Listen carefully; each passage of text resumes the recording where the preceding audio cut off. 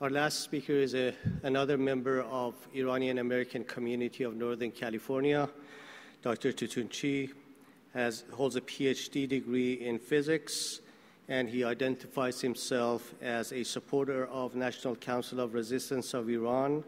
He has been active in promoting a non-nuclear, democratic, and secular alternative to the clerical regime in Iran. Dr. Toutounchi.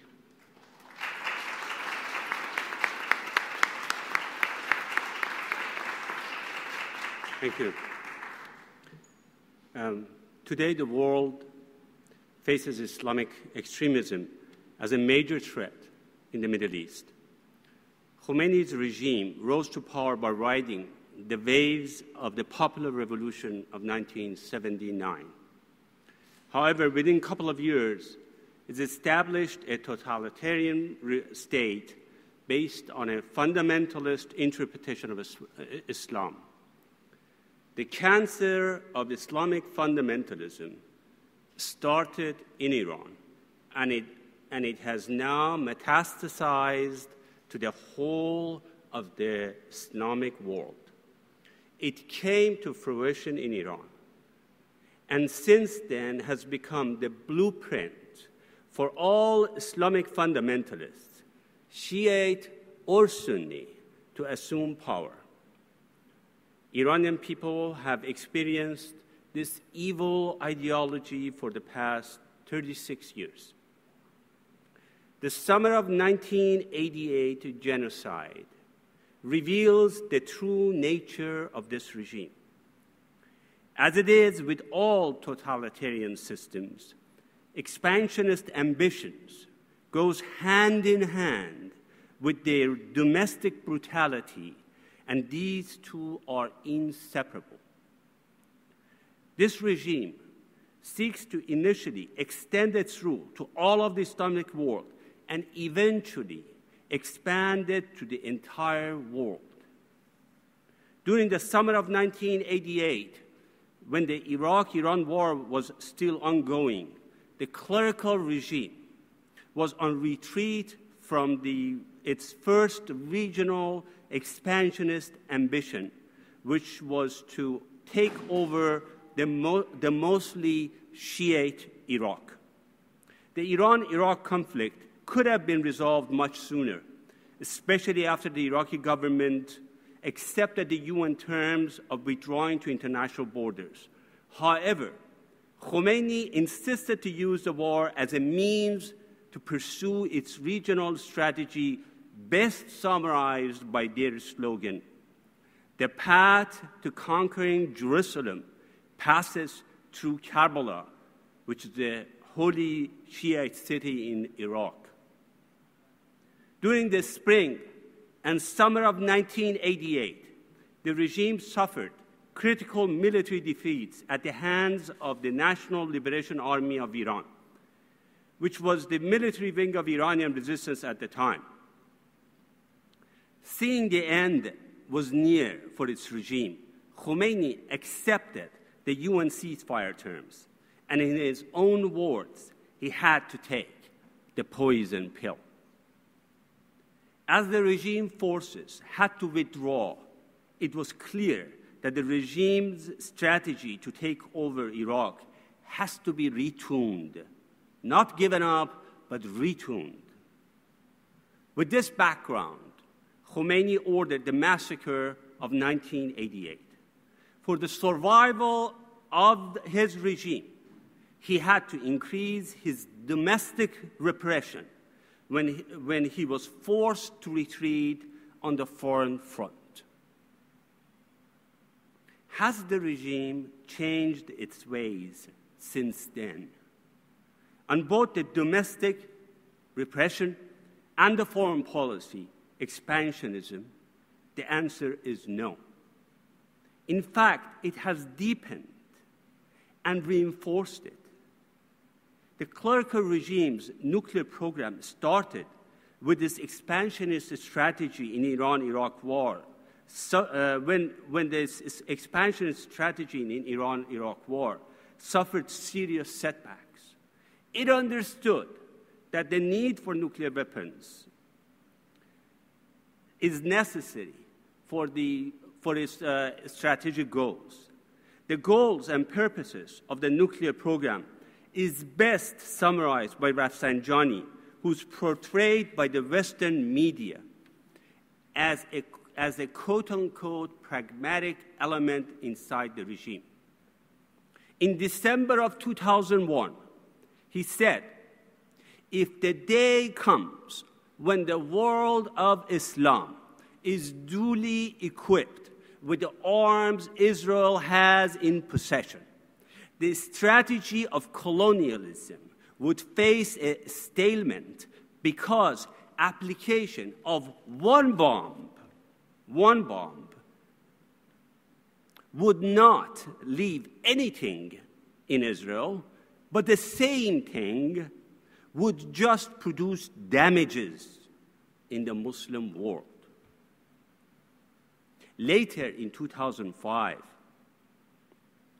he clarified and somewhat backed off from this threat. In an interview in 2005, he said, "Look, as long as we can enrich uranium and master the fuel cycle, we don't need anything else. Our neighbors will be able to draw the proper conclusions."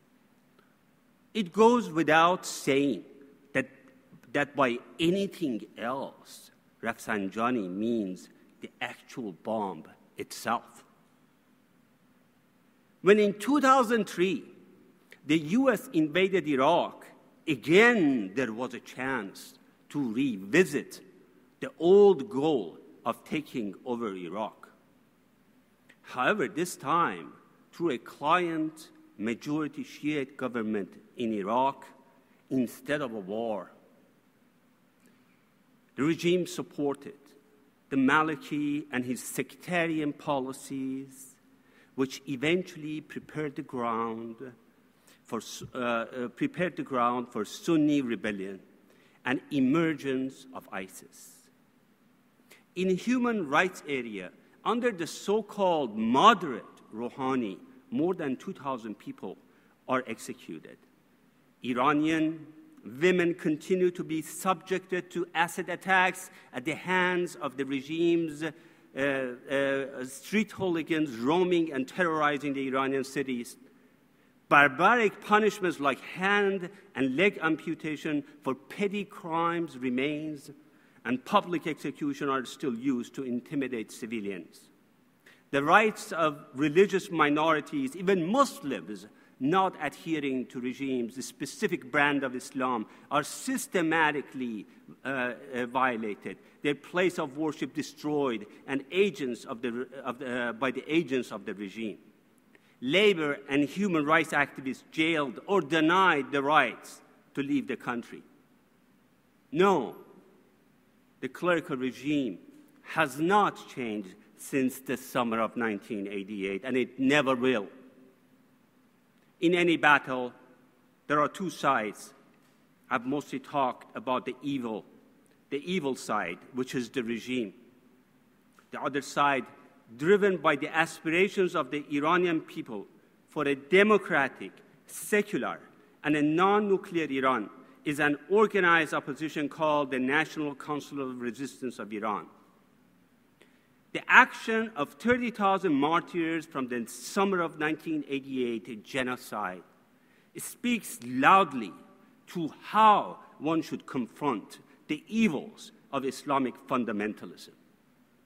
Resistance by all means, at all fronts, at all places, and at all times. This message has not vanished since the summer of 1988. It has only strengthened. It was the organized resistance that stood against Khomeini's war in Iraq and finally forced it to accept the ceasefire. It was the resistance that alerted the world to the Iranian regime's nuclear activities, starting in 1991 and revealing its major uranium enrichment site at Natanz and heavy water reactor in Iraq in 2002. Since then, they have revealed the military aspect of the regime's nuclear activities as well.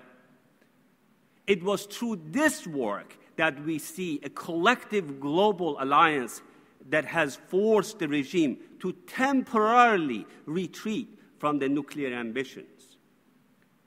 The resistance has also brought the world's attention to the scope of the Iranian regime's human rights violations. The clerical regime, when sees its existence is under threat, retreats and takes defensive position. But we should not mistake it for a genuine desire for reform. It came to nuclear negotiation table only when, as a result of the crippling sanctions, a social and economic meltdown was looming on the horizon. This trend extends to all other aspects in dealing with the clerical regime. It only understands the language of force. Iranian people and their organized resistance have not arrived at this conclusion lightly. They have paid with many precious lives, but time and time again, they have seen that resistance, not appeasement, is the only way forward when it comes to dealing with this regime. The regional powers like Saudi Arabia have also come to appreciate this point and have lately taken tough stand. My friends, the only way to resolve the nuclear issue and stop Iran's clerical regime expansionist policies is to replace it with a secular, democratic, and non-nuclear government. The Iranian people and the National Council of Resistance of Iran will achieve this goal. Clearly, this regime is in retreat in both nuclear and regional fronts. Time is ripe to double our efforts and deepen their retreat even further, confronting them in human rights front as well.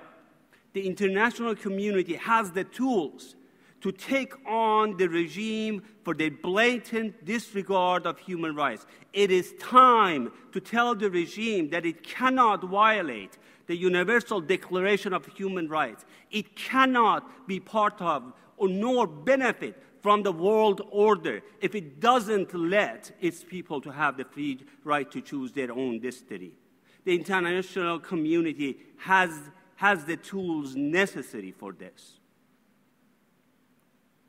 And it has it at its disposal, and time has come to use them. The time has come for the perpetrators of the summer of 1988 genocide to be dragged in front of an international court and tried for the crimes against humanity.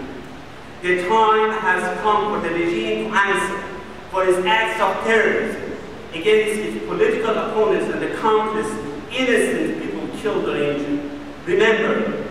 Remember that we need to confront this regime in all fronts, or it will regroup and strike back, again as it has done so in the past. In the memory of 30,000 innocent lives taken in the summer of 1988,